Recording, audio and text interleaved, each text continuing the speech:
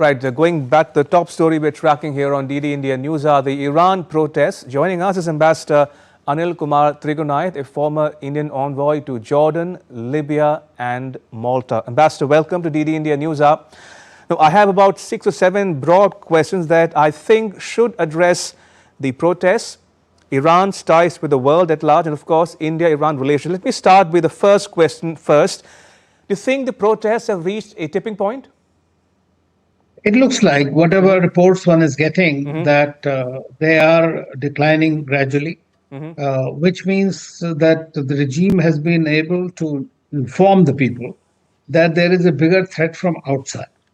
And you know, Iran is a civilizational country, despite the external interference and the internal fundamental problems of economic malaise, corruption and whatnot. Right. We are witnessing that the people are beginning to understand they don't want the country to go to the Syria way or some other countries like Lebanon and others. So they already are suffering. So I think that may be one of the reasons. Okay. But my view is that irrespective of whatever happens, the regime, there could be some internal changes that we might be witnessing. Fair enough. The next frequently asked question is the following, Ambassador. Iran has seen similar protests in the past.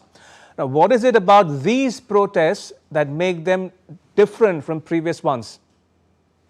Well, you know, the previous protests were on limited scale except once or twice. But last time we saw the biggest was the 22 about Mahsa Amini.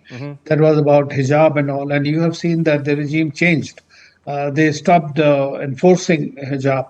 And so therefore that one is seeing, and there are the leaders within the regime who have been also talking about the people have a right. So we are looking at that. Secondly, I think the immediate tipping point was the cost of living, the cumulative impact of the sanctions, and thirdly, the immediate, down spiral of the currency devaluation. I mean, which immediately brought the bazaris and the ordinary people on the streets. Right. And then it got combined with the call for against the regime and that there is corruption that the elite is enjoying and things like that.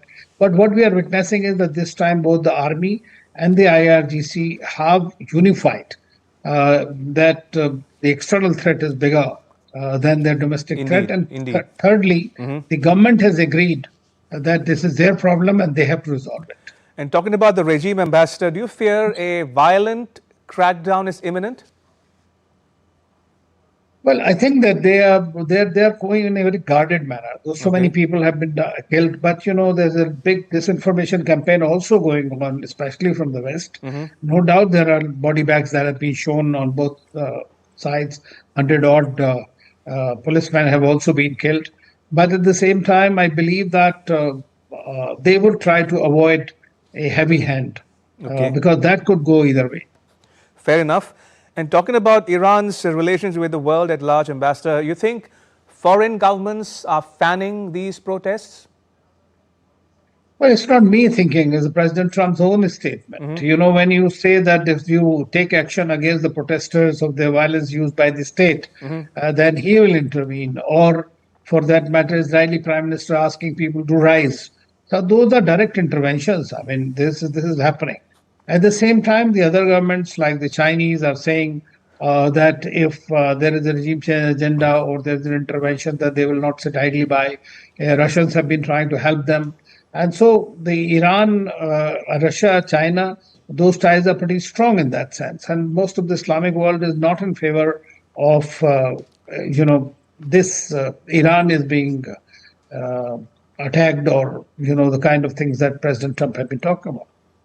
Ambassador, the next question is twofold. One is you describe Iran as a civilization. So in that context, do you think regime change is probable in Iran? Number one. Number two, do you think attempts at regime change in Iran as the last piece of the so-called jigsaw puzzle? Remember, Hamas gone, Hezbollah gone, Assad gone, Houthis are on the back foot. Iran's collapse will be the end of the so-called axis of resistance?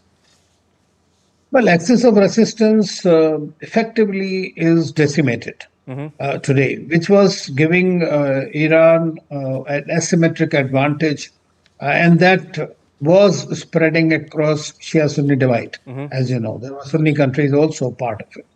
But at the same time, the Iranian regime change, whether it's a solution or not, because there are major problems, until unless all sanctions are removed and Iran becomes a normal country, able to trade. But what President Trump is trying to do is really throttle them completely. And now he has said that any country doing trade with them will be charged 25%. Now, those are the measures that are to pressure Iran into urgently signing up the deal on the dotted lines, nuclear deal. So, and Iran has already approached the American and President Trump, so that it is likely. I mean, and also President Trump's statements are also mixed. Sometimes he says that most of the people have been killed because of the stampede, for example. So that does not mean that he's directly not threatening the government or attributing the blame to the government for doing so. At the same time, he continues with his own statements, which keeps on varying from time to time, and he maintains this threat perception against the regime. And is regime change probable in your estimation, or is it like a far-fetched dream? Well, I think that there could be a change within the regime. Okay. I mean, that is quite possible. Okay, fair enough. Ambassador, looking ahead now, I mean, if things go south from here on, do you think Iran can and will race towards developing a nuclear weapon if the survival of the regime is at stake? Well, Iran openly has said that it does not want a nuclear weapon. And if you know that even the Khamenei himself has issued a fatwa against that, against the nuclear this thing. So, but at the same time, now knowing that most of the countries which have the capacity to make it and the threat that they feel from the both Americans as well as from the Israelis, so I think that is the course that they might adopt. Fair enough.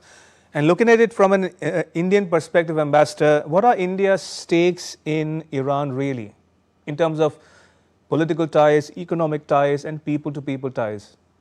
Well, as far as Iran is concerned, it's our strategic partner. It's a civilizational country, and we have a lot in common to carry on, and that's where the strength of the relationship lies. At the same time, Iran is also equally important for us for our outreach to Afghanistan and to Central Asia. And the Chabahar is a very strategic port of which we have about 10 years management contract as well. And it's also an integral part of the international north-south transport corridor. So for our connectivity also, it is very much part of this. Earlier, as you know, that we used to import about 11 to 12% of our crude from Iran, and it is gas rich, so it could also take care of India's gas requirements as well if things were smooth. But we had to stop everything. Despite that, our non-oil trade has continued to increase, which is also being now threatened by President Trump's tariffs. And talking about tariffs, Ambassador, that gives me a perfect segue to my last question to you, because time is short. Trump announces a 25% tariff on countries doing business with Iran. Will it hurt India? What does India buy or sell to Iran?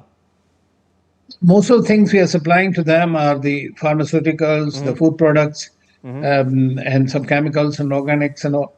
But at the same, this is about $800 million or whatever. But it could be impacted definitely if the trade goes through. More importantly, the thing is, I believe that this is something that they are looking to pressure Iran and its partners. Like they have misplaced priorities, the Americans. I mean, they placed the 25% tariffs for importing Russian oil. Now they are placing 25% tariff for trading with Iran. Now this is something that will further, make countries like India to find for new alternatives. Ambassador Trigunai, pleasure as always to talk to you. Thank you for your time. Much appreciated.